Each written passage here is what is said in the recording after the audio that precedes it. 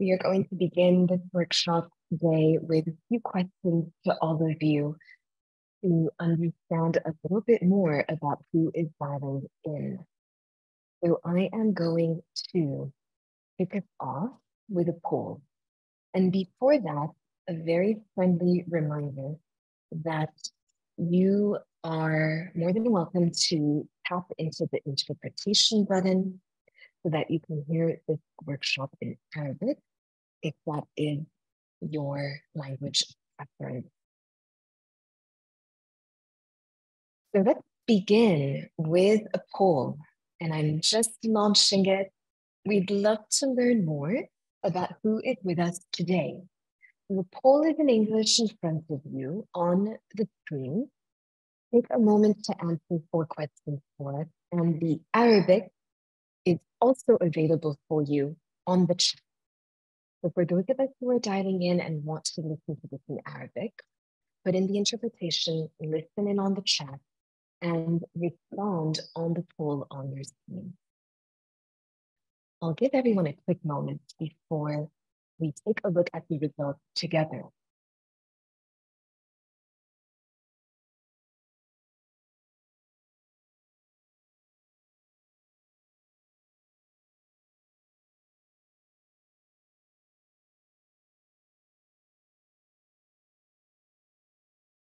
And for those of us who have just dialed in, we're just getting started and we'd love to have you respond to a poll. We're asking just a few questions about who is with us this morning. So please do take a quick moment to answer the questions in the poll to the best of your ability. And the Arabic equivalent is available on the chat for you to have that translation.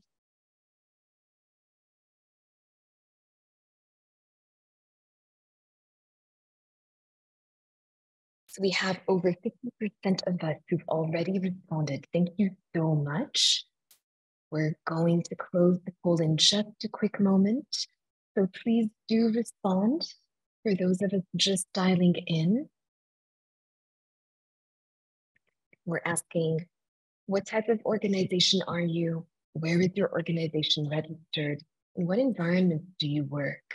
And are you a women-led organization?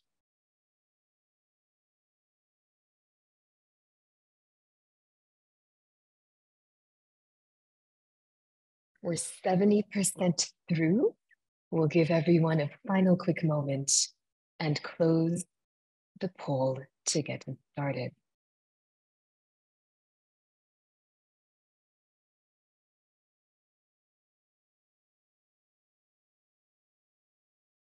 I see that we're having a little technical problem with a couple of our participants.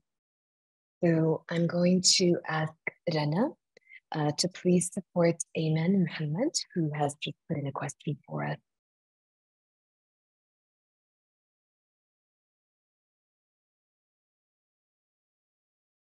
So more people have just dialed in. We're going to extend the poll by a quick half minute. For those of us who've just dialed in, we'd love you to answer 4 questions to get us started about who you are and what your organization, where your organization is based and what do you do. So just give us a quick moment to get everyone's answers through. We are 80% through, and the Arabic equivalent is on the chat, and we will get started from there. And seeing that some of us are not seeing the poll, it should be on your screen. In case you are not seeing it, no worries. It just might be a technical glitch. The Arabic equivalent is available on the chat. And when you read it in Arabic, you can respond in English. So don't worry if for some reason you're not able to see the questions. We're going to talk about them in just a moment.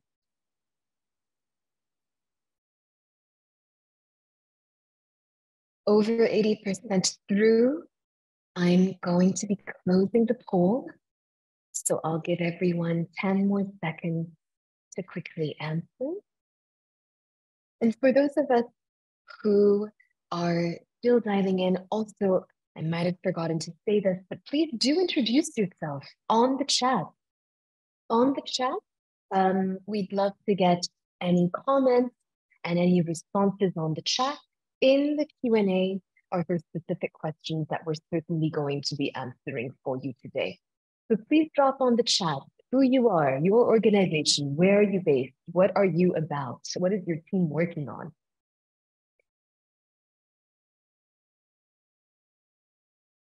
Okay, we are almost through, and I'm going to close this so that we can get right into our presentation. I know some of us haven't been able to respond, but please do not worry about it. We have 85% of our participants who've answered our questions. Okay. So let's look at who we have with us today. Lots of local registered NGOs, over 80%, and a few social enterprises and other types of organizations as well. For those of you who responded in other, please do drop into the chat who you are. We'd love to make sure that there's an answer choice for you in the future. Where is your organization based? Over 90% of us are in Lebanon today. So welcome, welcome. And some of us are dialing in from Jordan, and a couple of us are dialing in from elsewhere. For those of you, again, who chose other, please do let us know in the chat where you are dialing in from. Our third question is, in what environment do you work? And we have a very interesting mix with us this morning. Over 50% work in urban, suburban, and rural areas.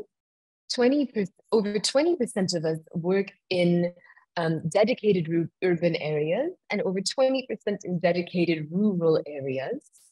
So it's great to see the mix with us today. And our last question was, are you a women-led organization? And over 60% of you have said yes, over 30% of you have said partially, and a couple of you have said no. So welcome, welcome to all of you. And the poll results are up for us to take a very quick look. And we are going to get right into our presentation for this morning. For those of us who are still dialing in, just for you to know, there is interpretation available for you in Arabic. Please just click on the world globe button, and all comments can go into the chat. Every once in a while, you're going to see some things in Arabic on the chat as well. That's just to support and guide you. And please do introduce yourself on the chat. We'd love to know who is with us today. And should you have any questions that you would like us to answer, please do ping us on the Q&A, because we are going to make sure to answer each and every one of your questions. All right, we are going to begin. So thank you again, and I'm going to share screen so that we are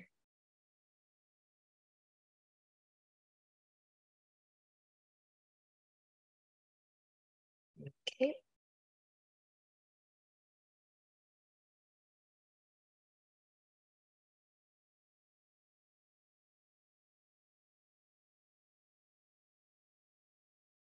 Excuse me for a quick second while I just try to relaunch my presentation.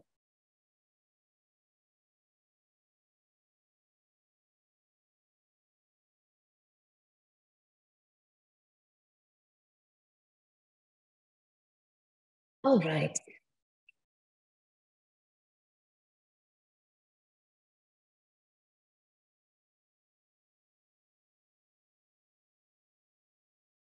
Okay, thanks everyone for being patient. Let's get right into it.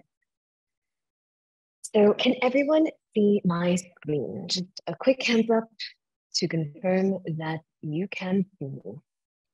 You can see the screen. Perfect. Thank you so much to Aya.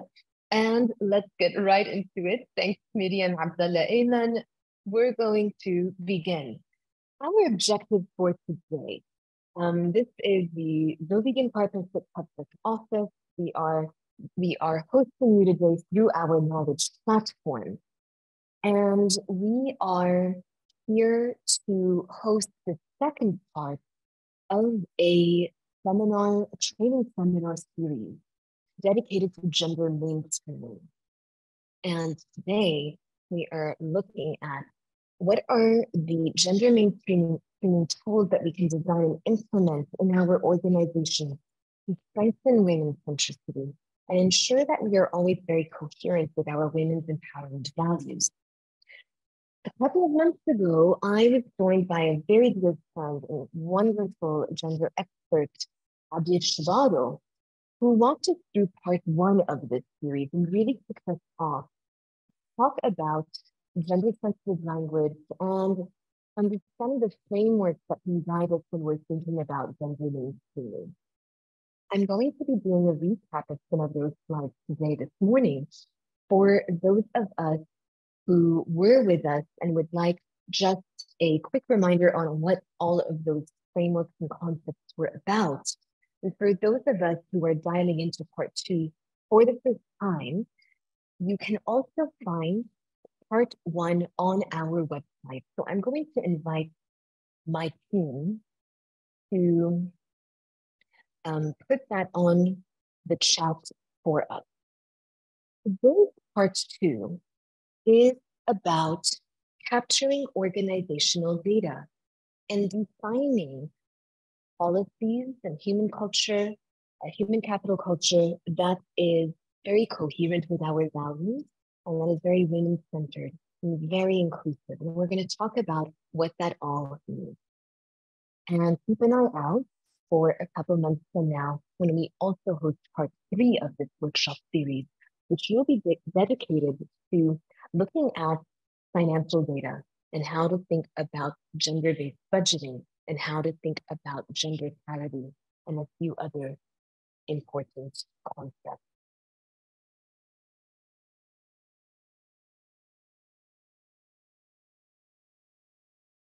I am getting a note that we're having a little bit of a struggle with my audio. So I am going to switch out of my earpods so that we get that out before we begin. Could I just get a confirmation from my team that the sound now is better? Okay, great. Thank you so much. We are going to get right into this together. So 3 critical discussion questions that I have put together for us today. Firstly, a recap. What is gender mainstreaming and how do we apply a gender lens? The second question for us today is, how can we audit our organization models with a gender lens? And the third question for us is, what biases can we be mindful of? And how can we employ equitable organization practices? So a quick little bit about myself.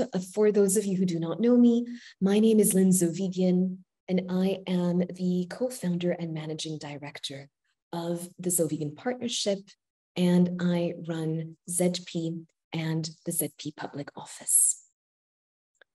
So why must we adopt a gender lens? We come from an environment, a landscape, a marketplace where resources are sparse, where access is not always equal to everyone, and where every single organization needs to put their best foot forward to make sure that we are providing equal and equitable access to resources, information, opportunities, and that access is fair, that it is just, So when we are talking about adopting a gender lens, we're coming in actually with a social justice lens, where we're able to work together as organizations and human beings to fix the broken system and make sure that tools, access, opportunities, and information is available to all. And so what is gender mainstreaming? And I really encourage you to listen in on the part 1 of this webinar series, where Abir Shvaro walked us through 5 key principles.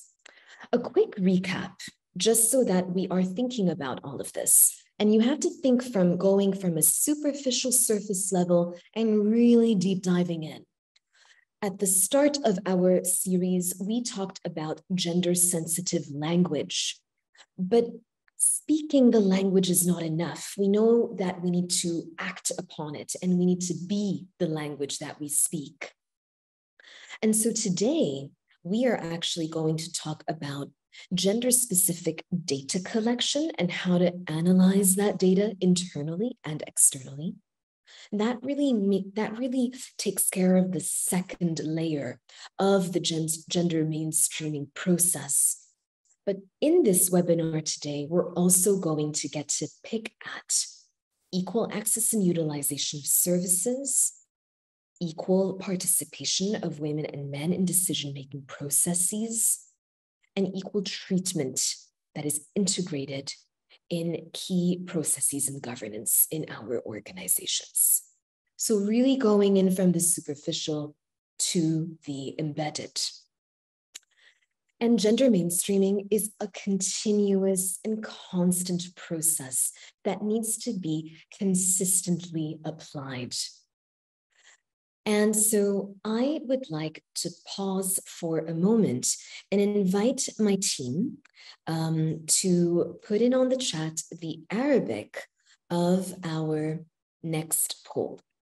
So let's take a look at the next poll together. I've just launched it with 3 questions for all of you this morning. The first question is your organization looking into defining and applying gender mainstreaming policies? The second question is, does your organization apply gender mainstreaming policies, even if just a few? And the third question is, are you the person who's dialing in with us today, are you responsible for defining and applying gender mainstreaming policies in your organization? So let me give us a quick minute to understand who is with us today and where do your organizations stand in your gender mainstreaming journeys. I also see that we have even more organizations who've dialed in with us this morning, so welcome, welcome. And please do take a moment to introduce yourselves on the chat. The chat is available for you for Arabic equivalent, Arabic translation of the poll. We're 50% through the poll. Let's give it another half minute before we're going to look at the results together.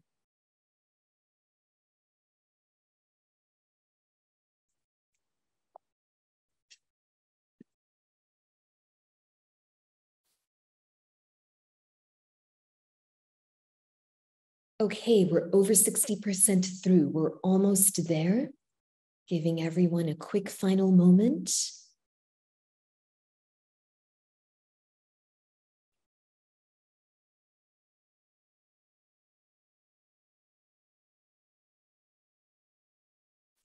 Okay, we've almost hit 70%. And there we have it. We're at 70%. I am going to end the poll so that we can take a look at the answers together. We're now at 75%. So thank you everyone who was able to respond. And I know a couple of you are facing technical glitches, so please don't worry about it. And I had a quick ask over message to wait a few more seconds. So I am going to do that. We're at 80%. And let me go ahead and end the poll for us. So let's look at these results.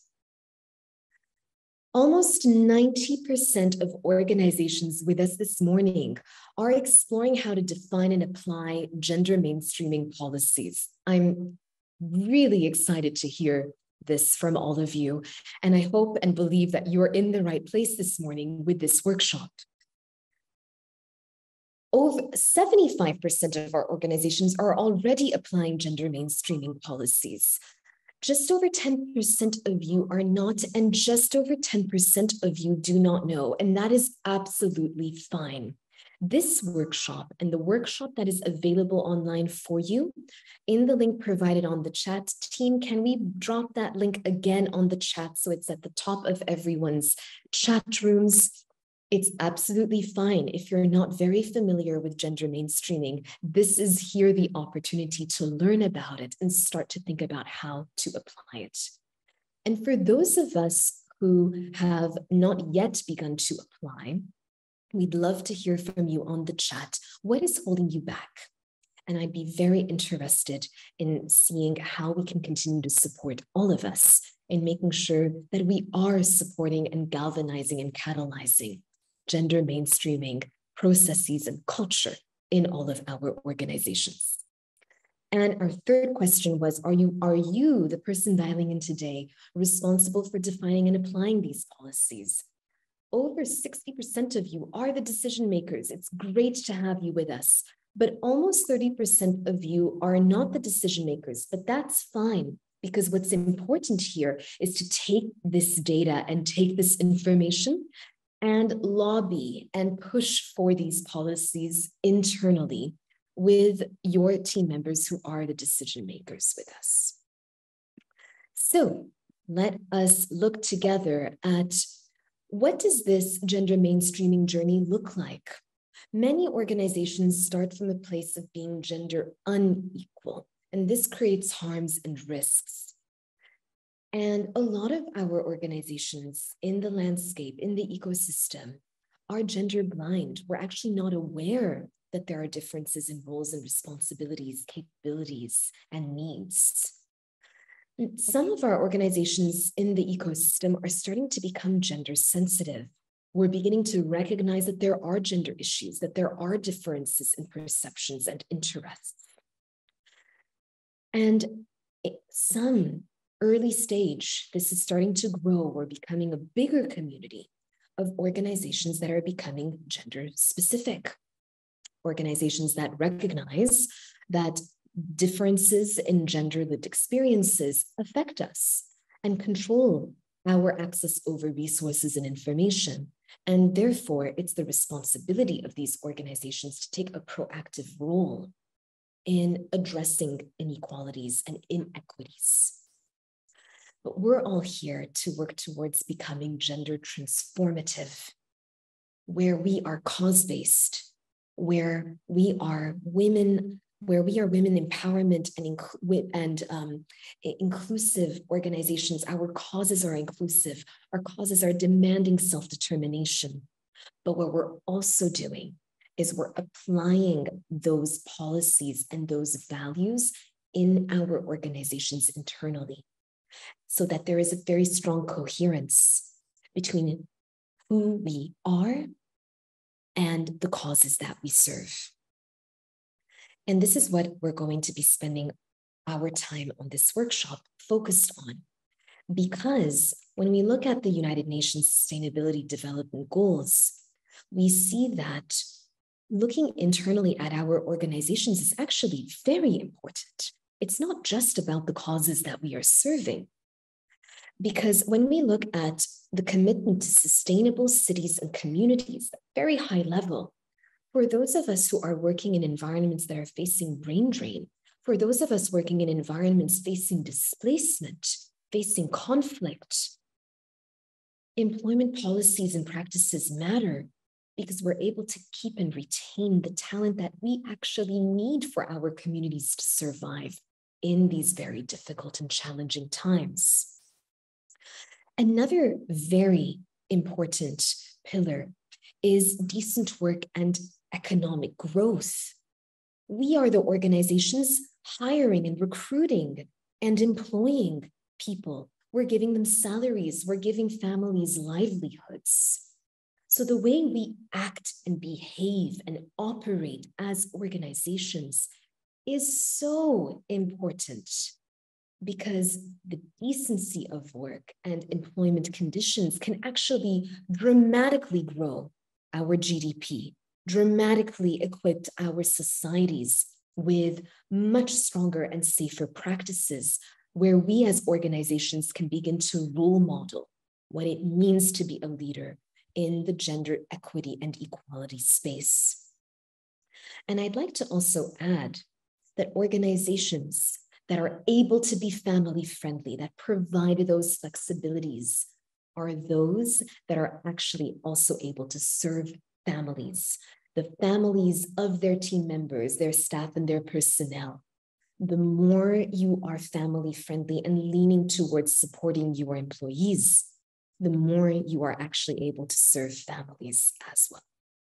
So you see how many goals are directly impacted when we as organizations decide that we are going to take responsibility for transforming and disrupting the way things have been done. And so what does that look like? It is so important as the first starting point to think about, as an organization, what is our vision, what is our mission, and what is our purpose? What is our raison d'être? And to make sure that when we are looking at that raison d'être, that meaning to be, in other words, in English, is that we make sure that our organization is directly integrated into that value system, so that we're not in a situation where our organization looks different to the causes that we are serving. I am going to kick us off with 3 case studies this morning. So please use the chat to answer a question that I have for us. Take a look at this organization model. And I'd like to put in an important note. We are here to be gender sensitive in our language. We're also very mindful that not everyone identifies as female and male.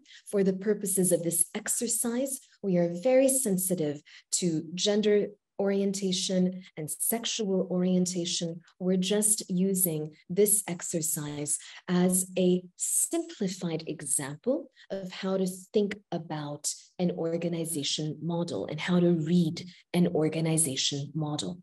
The reality is that all of the practices we're learning today could apply to the LGBTQ+ a community, could apply to special needs communities, could apply to any other type of distinction that you are making in your organizations and in your teams. So we're here to look at the inclusion of women. And here is the first case study.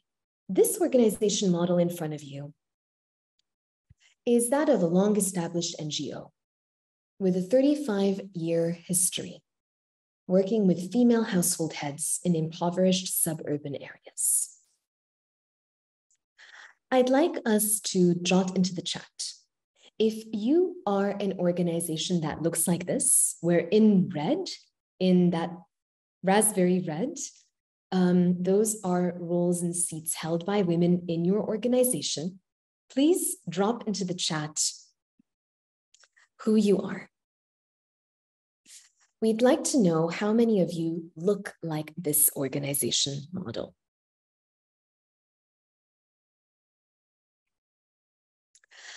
And so I'm going to deep dive into what this model is, because what does this look like? We're seeing a few things here. We're seeing someone that might be at the top.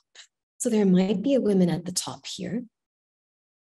We're seeing that these probably are departments or specific teams, but we're seeing that there are no women at the top here. We're seeing that there are women at the lower echelons of the organization. We're seeing that there are 2 teams where there are no women at all. And we're seeing one team where there's a women majority. And so this is an organization where their cause is to support female household heads, help alleviate them from poverty, help support their livelihoods. And they've been doing this for 35 years with the community that they serve. So let's look at this organization in more detail. So this is interesting. We find here that the finance team and their operations team has no women. We find here that the marketing and fundraising team has no women. That's very interesting because oftentimes some finance seats, some finance roles are sometimes very male dominated. Logistics and heavy lifting is sometimes very male dominated. And looking at the marketing team and the fundraising team, we see that there are no women who are interacting with donors. And we are seeing that there are no women who are externally communicating to the public. And we are seeing that there are no women who are collecting the data of the female household heads. This is a very interesting dynamic here. And I'm going to deep dive a little bit more into the areas in red. We're seeing here a programs team with two programs, a Safe Families program that's not led by a woman, and a crafts development program that is led by the woman, a woman. And so looking here, we're seeing that there is a biased tendency to place a woman to lead a crafts development program. And the head of the programs team is not a woman. Let's look at the community department team.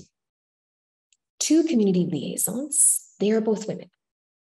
So here we're seeing that there's a very women-centered recruiting process.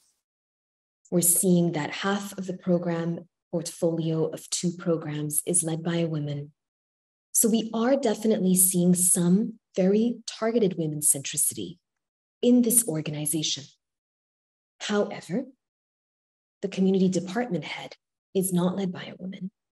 And what we do not know, because we do not see this in the organization model, is how much power do the community liaisons have to recommend female household heads to participate in programs, to coordinate with them, to share their needs with the broader organization. So we do not know in this model how empowered these liaisons are. We also see that this box in red, this role in red, is not a decision-making role, although it looked like it could be because it was at the top. It is an executive assistant role supporting the executive director. The executive assistant is a woman and the executive director is a man. And so we are seeing here a bit of a lopsided organization where the cause is so women-centered, and they've been doing this for a very long time. But the organization does not exactly mirror the cause. Now, what's very important to say up front is all of these team members might be some of the most women-inclusive and women-centered male team members in any organization. And that would be brilliant. And so we know that it's not enough to just audit an organization by looking at their organization model. We know we need to understand the individuals. We know we need to understand the policies. We know we need to understand the culture and how these team members support each other, empower each other, enable each other. We know all of that. But looking at an organization through a gender lens, examining an organization model is one way of just taking a look at the mirror and seeing and asking ourselves, what do we look like? Do we look like our cause? So these are two big questions that I'd like to put on the chat. What do we look like as an organization when we look at ourselves in the mirror and examine/audit our organization model? I've just dropped that in the chat for all of us. That is a key audit question. And the second question is,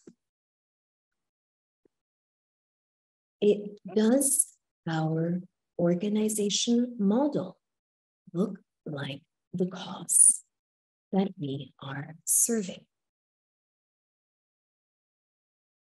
And therefore, some sub-questions could be, what are we missing?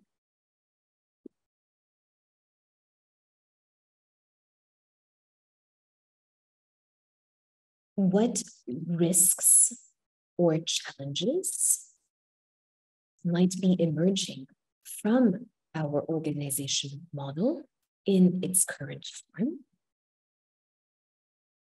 All of these questions are going in the chat for everyone in English and in Arabic. What opportunities are we missing out on by not structuring our organization in a more women-centered and cause-based approach or strategy? And there are so many sub-questions that we can be asking. Let's look at a second case study together. And just a kind reminder for anyone who has any questions, please feel free to drop them into the Q&A. We are going to make time for Q&A in just a bit. So let's look at the second case study together. This is a local NGO established in 2000 in a rural village in East Lebanon, working in food security to support farmers and to support families. Let's take a look at this for a quick moment. We're seeing a similar hierarchical structure to the previous organization that we were looking at. And by the way, I forgot to mention, if you look like this organization, please do drop it into the chat. We'd love to know who you are. So we're looking at a similar hierarchical structure. This is probably the head of the organization and then 4 teams or departments under it. And one thing really comes out here very obviously, that the women are at the bottom of this organization. There are no women decision makers in the upper part of this hierarchical model. So we're seeing that very, very strongly here. Let's look at what this organization is about. So this is very interesting. This is a smaller organization that has a lot of volunteers. And all of the volunteers are actually women, which is a very interesting model because there's a lot of authenticity and a lot of groundedness when we have women volunteers on the ground. However, what it might also mean is that these volunteers do not have a decision-making role or capacity. They might not be able to influence key decision makers. They might actually be very connected to the community and to the women in families. But then once these volunteers leave, they take with them those relationships and that authentic understanding. And so it might raise some concerns as to how much what we call institutional memory and culture is retained in the organization when these volunteers leave. And if you just look at this without the volunteers, you see there is only one woman in this organization, and they hold the M&E role, which means that there's a very, very strong gender skew. And the M&E role might not be a decision-making power. Here it looks like it's also a bit at the bottom of the organization and reports to, in this case, a food management team lead. And so take a look here. Inventory and delivery is not held and managed by a woman. The team lead is not held by a woman. Farmer services lead is not held by a woman. Cooperative membership coordinator is not held by a woman. The liaison community outreach roles are not held by women. Finance accounting roles are not held by women, and the head of the organization is also not a woman. So we are seeing here a very, very strong skew that could also raise a lot of risks. So what are some questions that we should be asking to better understand how to look into our organizations when we're operating in a volunteer or quasi-volunteer environment?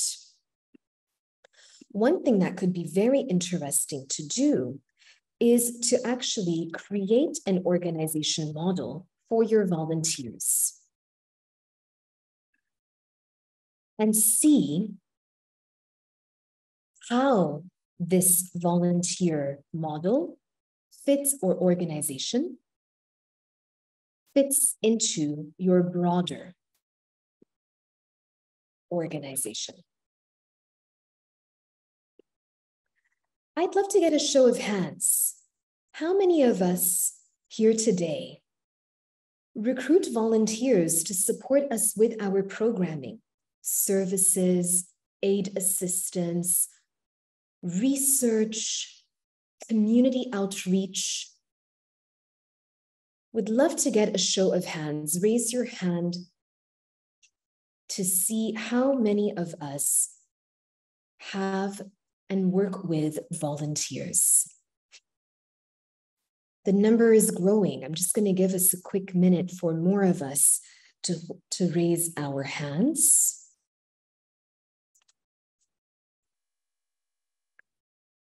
Very interesting. There are quite a few more. We're already at over 30% of us have volunteers in our organizations. And so you see, there's something very important and valuable about working with volunteers. And therefore, what's important is all of these organization questions we are asking aren't just relevant for full-time roles. They're relevant for volunteer roles, they're relevant for part-time roles, they're even relevant for contracted consulting and advisory roles. And so when we're looking at our organization models, it's very important to examine and study our organization models holistically to include full-time, part-time, volunteer, and contracted roles. I've dropped that into the chat as an important audit principle. And thanks to everyone who raised your hands. So let's look at our third and final case study. This NGO was established in 2022. It's new. It is still in the process of defining their organization model, and they are currently recruiting team members. Please drop into the chat if you look like this organization. And let's study this organization more together. We're seeing that there is a diversity of the inclusion of women in multiple layers of the hierarchy, of authority, of decision-making power. We are seeing that 3 of the 4 teams and departments are led by women, that there is a mix of male and female team members within those teams, and that this is also an organization led by a woman. So it's very women-led at the level of the departments and at the organization overall. And we also have another role here that is being held by a woman. And so I'm seeing that some of us are saying that this looks like us. For those of us who've mentioned this, please also mention the name of your organization. And I'll give everyone a quick moment to drop into the chat if you look like this organization.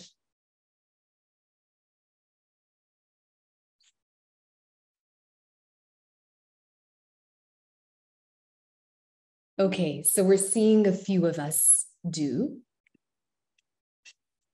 Wonderful. So let's look at this organization. So this is interesting. The finance team here is led by a woman. The livelihoods program is not led by a woman. The person responsible for the database is a woman. The aid assistance program is led by a woman. Marketing, media relations, and digital marketing is led by a woman. The M&E officer, the donations management officer, the community liaison officer, the recruiting officer are not women. The executive director and the executive assistant are women. This is very interesting. And so I'd like to share a little bit more about what are the challenges and what are some questions that we can be asking when we look like this type of organization. One question is, are we providing the flexible and equitable tools and practices and services so that the women in our organization can keep their roles and grow their careers with us? In other words, are we applying the necessary practices and policies for women to be retained sustainably? Because what becomes very challenging is if we can recruit. This is a new, young organization. So they're just still recruiting. Their ability to retain has not yet been put to the test. They might be able to recruit, but they might not be able to retain. And we're going to talk about that a little bit more. What's also very important is that because there are so many women, it's very important to make sure that men are also being effectively included into these organizations. So how are we including men and encouraging he for she team members? It's very important to have diversity. What we don't want is to end up being on one side of the scale or the other side of the scale. And so how diverse are our organizations? How diverse, are our employment practices enabling long-term diversity? And by the way, one of the things that I have found to be very important as the co-founder of ZP, by the way, is a 85% women organization. And so we have the majority of the team are women, and many of our women members are actually with us today. And the majority of our women, of our decision-making roles are held by women. And so what becomes very important, what we have found to be very important, is to invite all team members to stress test, define, and iterate on organization policies and procedures.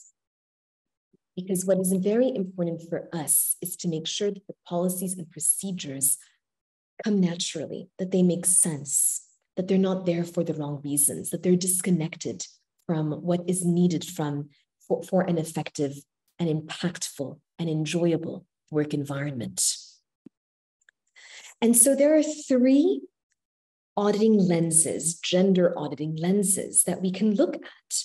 And by the way, we're getting great advice on the chat from other people dialing in. So thank you so much for volunteering your very interesting insights. For those of us who have great advice, please drop it in. And so it would be great to hear what practices you have found to be very effective.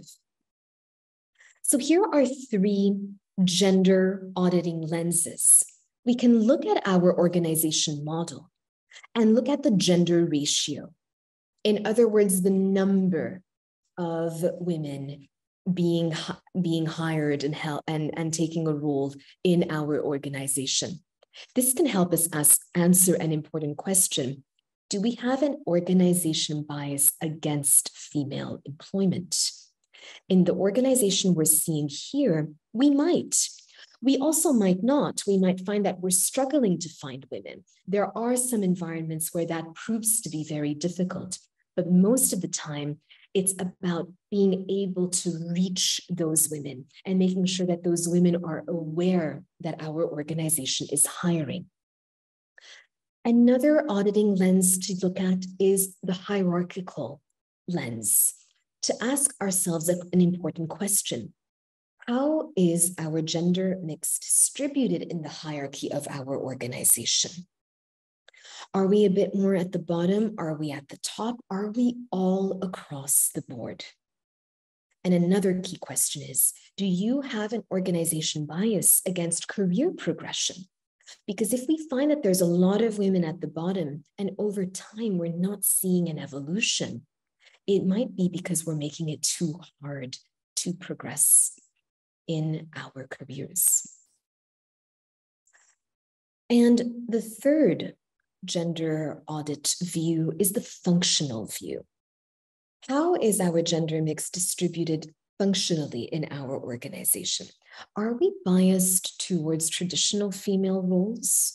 Are we keeping away from including and inviting women to participate? If we look, for example, at the inventory and delivery, accounting, cooperative management, programming, logistics, sometimes we find ourselves incidentally, accidentally encouraging women in traditional roles.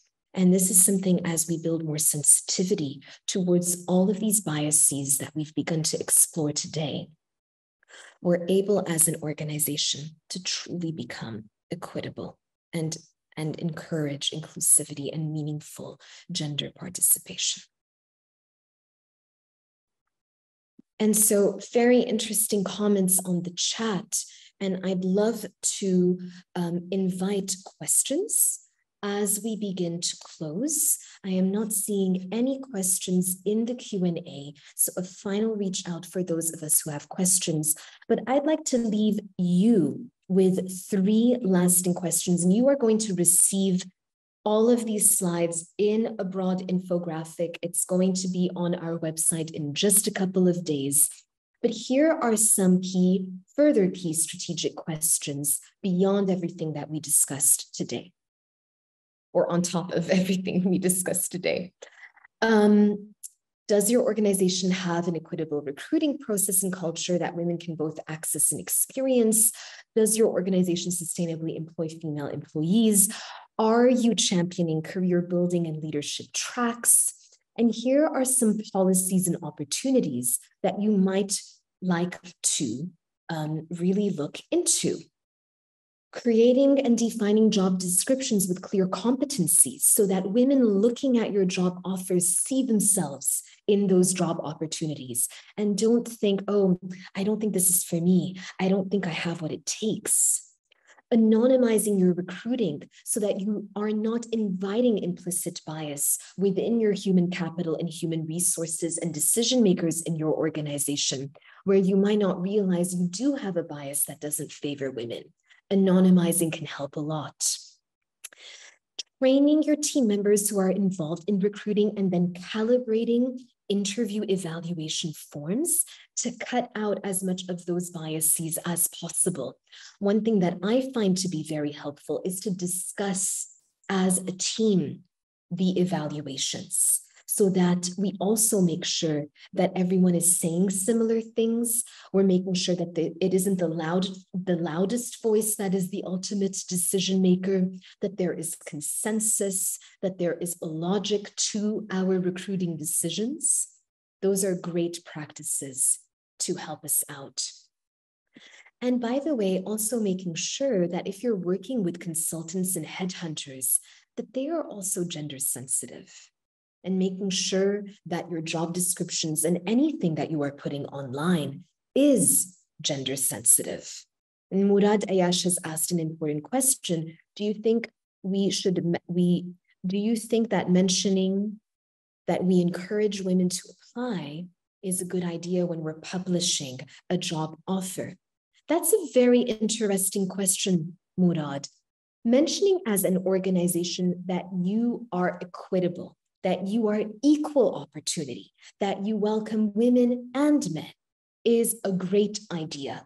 And perhaps, for example, even inviting or hosting a small information session or a small post on your website or your social media that explains how you are encouraging equitably women and men to apply, and for women incentivizing them to apply. Maybe you have some flexible policies that they would need because their children go to school, or they have somebody at home who is ill, who needs to be taken care of.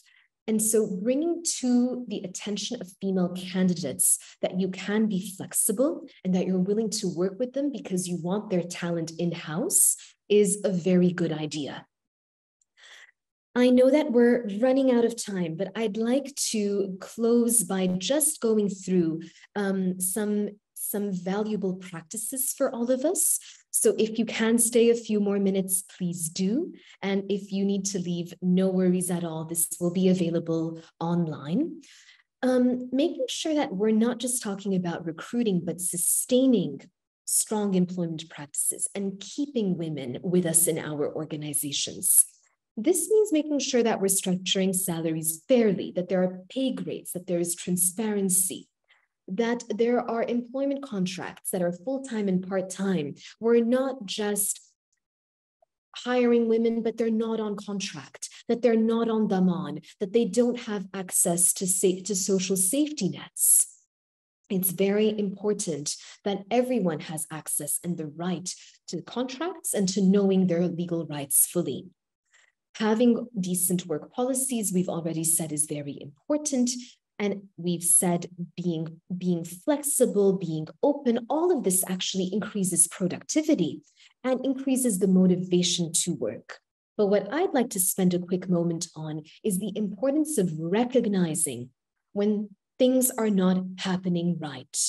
When you are seeing that there is unfair and unprofessional behavior in your organization, when you're seeing that there might be favoritism, corruption, and abuse of power, it is so important that there be the ability and capacity in your organization to call that out, to recognize it and to penalize it. And oftentimes there is a gender bias in this space, and making sure that women and men are treated equally when there is harm being caused and penalties that need to be enacted is indeed very important.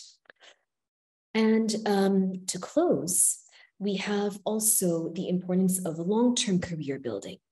And so here, offering training and development opportunities, hosting a coaching and mentorship program, providing allowances with childcare and family support.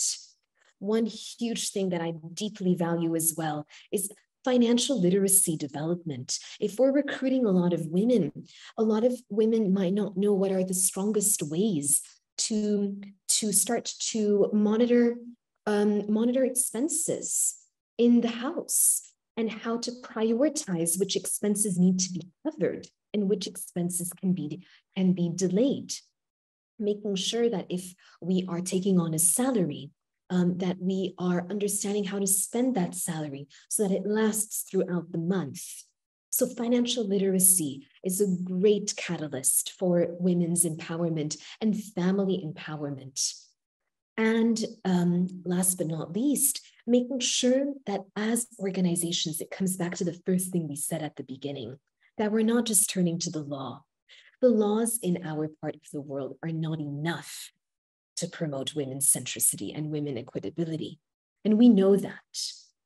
So we need to be asking our organizations, how can we go beyond the law? I'd like to actually put that in the chat. How can we as organizations go beyond the law to enable and empower women inclusivity and long-term employment in our organizations? And I'm dropping that in the chat for us because that is such a key question to be asking, because the law isn't going to make us better organizations. The law doesn't teach us how to be a just employer.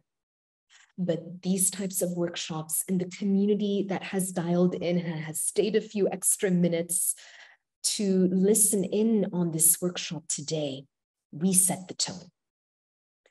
There might be a law, but there is also the applied rule of law. We are the rule. And the more that we can work together and support each other, and the more that we can hold ourselves accountable to these practices, adopting some KPIs, tracking them, talking about them internally within our teams. It's okay if we're not always able to do what we want to do, but we have to always aspire to doing our best. And doing our best is a journey. So on that final note, I would love to invite all of you to our workshop that's taking place on July 18. It's exactly in 7 days. Team, please drop that in. Thanks a lot, Mehdi. We're going to be hosting a very different type of workshop, one that is about storytelling and developing authentic and deep relationships with the media so that our stories, the success stories, the challenging stories, the painful stories can come out. We are going to be inviting 3 award-winning editors and top-notch editors from 3 international news wires and agencies who will be walking us through very interesting practices in storytelling, external communication, and public relations. And we would love to have you with us. And so I would like to close by saying thank you. Thank you for sharing all of these very interesting insights. We're going to be passing on these insights to everyone. We're going to be circling back with an email with minutes of this session for you to have all of these notes down, closing with a final quick poll, just 2 questions for those of us who can stay, a quick final minute. We have 2 questions for you. Based on everything we've discussed so far, how advanced are you in applying a culture of gender mainstreaming? And do you think it is a priority for your organization to advance gender mainstream policies? We'd love to hear from those of you who are still with us to close this off. And we look forward to sharing more information with you soon. Thank you so much for your time today. Thank you for letting us take 10 more minutes of your time today. We know you are very busy.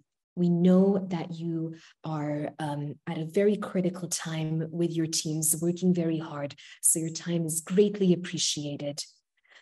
We have received some questions I'd like to close to answer. Will we be sharing the invitation for the upcoming workshop? Yes, it's already been sent out in an email. We've just put it on the chat as well so that you can RSVP. Team, could we also please bring back the RSVP information for the July 18 workshop? And Jessica Aridi is asking, is it possible to take guidance on how to create supporting policies? Definitely take a look at all the information that we will be publishing. And if anyone ever has a question, I'm going to drop in on the chat where you can find us, impact@zoveganpartnership.com. My team and I are always here to support you, always here to listen in on your questions and comments. And you are most welcome to reach out if you ever need any assistance. I'm going to close the poll. We're over 50% through and sharing the results with you. Many of us are at an advanced and a growing stage. Some of us are just getting started. We're early in. No worries at all, because the more we are mindful of all of these policies and practices, the more we're able to do it right from the very beginning. And is it a priority? Almost 100% of us are saying that gender mainstream policies is a priority for our organizations. And one of us had the courage to say it's not. Thank you for saying that. I'd love to hear why. If you'd like to drop it in the chat, and if you prefer to DM me privately, I would love to hear why you don't think gender mainstreaming is a priority in your organization today. And Murad Ayash said, these numbers are very impressive. Yes, they absolutely are. Thank you so much to all of you for being with us today. We will be in touch and are so looking forward to seeing you on July 18 as well. Take really good care of yourselves. Hi to all of your teams, and see you soon. Stay very safe. يعطيكم ألف عافية. Thank you to our interpreters and my team for helping make this workshop happen. And we can call this to a close. Thank you, everyone. Have a great, great day.